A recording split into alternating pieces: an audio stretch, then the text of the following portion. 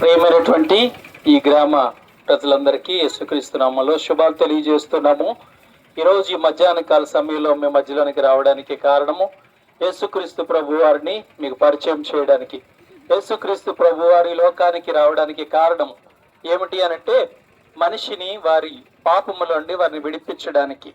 దేవుని వాక్యం ఇలా సెలవిస్తూ ఉన్నది, దేవుడు లోకమును ఎంతో ప్రేమించెను కాగా తన అద్వితీయ కుమారుని యందు విశ్వాసం ఉంచిన వారికి నిత్య జీవం అనుగ్రహిస్తాను అనేటువంటి మాట దేవుని గ్రంథంలో రాయబడి ఉన్నది.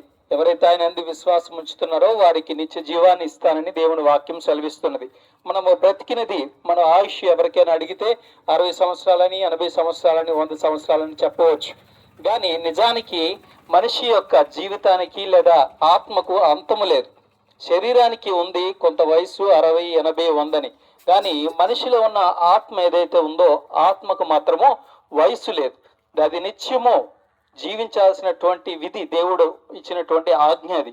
కనుక ఆ ఆత్మ చనిపోయిన తర్వాత అనగా శరీరమును విడిచిపెట్టిన తర్వాత ఎక్కడికి వెళ్ళాలి అనేది దేవుడు ఇచ్చినటువంటి అవకాశం. ఈరోజు దేవుడు తన మహిమ చేత అలాగే తన రూపములు తన స్వరూపములో చేసుకున్న మనిషి దేవుని యొక్క పోలికగా ఉండాలనేది దేవుని యొక్క ఆశ. కానీ మనిషి దేవుని యొక్క రూపమునుడు తొలగిపోయాడు. దానికి కారణం ఏంటనంటే పాపముల మనిషిలోనికి ప్రవేశించినందున. పాపము ఏ రకంగా ప్రవేశించింది అని ఆరంభంలో చూస్తే ఆజ్ఞాతిక్రమమే పాపమని దేవుని వాక్యము సెలవిస్తూ ఉన్నది. ఈరోజు చాలా మంది అనుకోవచ్చు, నేనేం పాపం చేశాను, నేనేం పాపం చేశాను, ఏ తప్పు చేశాను, నా మీద ఏ నింద మోపుతారు అని అనుకోవచ్చు.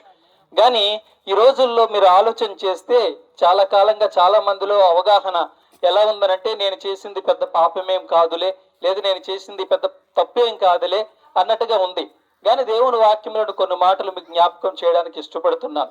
గర్వము నాశనమునకు ముందు నడుచును అని దేవుని వాక్యం సెలవిస్తున్నది. మత్సరము ఎముకలకు కుళ్ళు అని దేవుని వాక్యం సెలవిస్తున్నది. మద్యపానము కలహము రేపునని దేవుని వాక్యము సెలవిస్తున్నది. ఈరోజు చూస్తే పాపము లేదా నాశనము జరగడానికి కారణం ఏంటంటే చిన్న చిన్నవేనండి. హృదయములు గర్వం ఏర్పడడం, ఒక మనిషిని చూసి పక్కన మనిషి ఎదుగుదలను చూసి అసూయపడడం, మత్సరము కలిగి ఉండడం, ఇవే కనపడుతున్నాయి.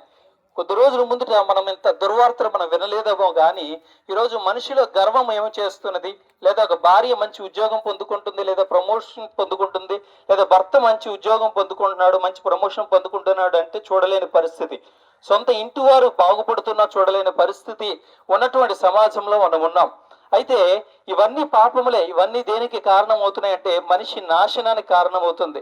ఏ రకంగానంటే శరీరము నాశనం అవుతుంది, అలాగే తన ఆత్మ కూడా నాశనం అవుతుంది. బ్రతికిన నాళ్ళు కూడా తృప్తి లేకుండా తన మనస్సు వేదన చేత అసూయ చేత ఎముకలకు కుళ్ళిపోయేటువంటి అనుభవాల చేత ప్రశాంతత లేకుండా జీవితాన్ని నడిపేస్తున్నాడు.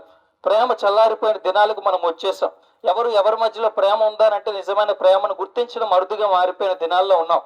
చూస్తున్నాం, ఉదయం లేస్తే మనం న్యూస్ పేపర్ చూసినా, వార్తలు చూసినా, లేకపోతే సెల్ ఫోన్లో సోషల్ మీడియాలో గమనించిన భర్త ఈ రకంగా చంపేసింది, భార్యను చంపేశాడు, భార్య ఈ రకంగా భర్తను చంపేసి ఒక కుండీలో పెట్టేసింది. రకరకాల వార్తలు మనం వింటున్నాం. దీని అందరికీ కారణం ఏంటంటే ప్రతి ఒక్కరి హృదయాల్లో ఏది నిండిపోయిందనంటే పాపం, గర్వము, అసూయ, మత్సరము, ఒకరు బాగుపడుతుంటే ఒకరు చూడలేనితనం, ఇవన్నీ నిండిపోవడం కారణం చేత మనిషి పాపము చేత నిండిపోయి దేవుడు అనుగ్రహించే మహిమ, ఆ మహిమలు దేవుడిచ్చే మహిమలు ఏమున్నాయంటే ప్రేమ ఉంది, సంతోషం ఉంది, నెమ్మది ఉంది, సమాధానం ఉంది.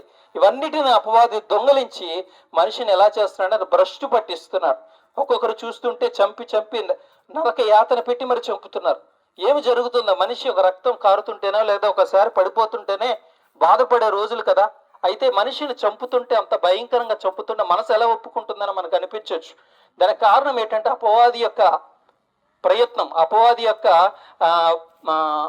అపవాది వాని యొక్క చేతిలోనికి అధికారంలోనికి మనిషిని తీసుకుంటున్నాడు, మనసును అధికారంలోనికి తీసుకుంటున్నాడు. కనుక మనిషి చేయకూడనిది మనిషి చేస్తున్నాడు. మనిషి తన కోరిక తీరా చేయట్లేదు. మళ్ళా తన హృదయంలో ఏది సంకల్పిస్తుంది లేదా ఏది ఆలోచన కల్పిస్తుందంటే లోపల అపవాది సాతాను ఉండి ఇవన్నీ జరిగిస్తున్నాడు. కనుక ఇటువంటి భయంకరమైనటువంటి ప్రపంచంలో నుండి లేదా ఇటువంటి భయంకరమైన పాపములో నుండి మనిషిని విడిపించడానికి యేసుక్రీస్తు లోకానికి వచ్చాడండి.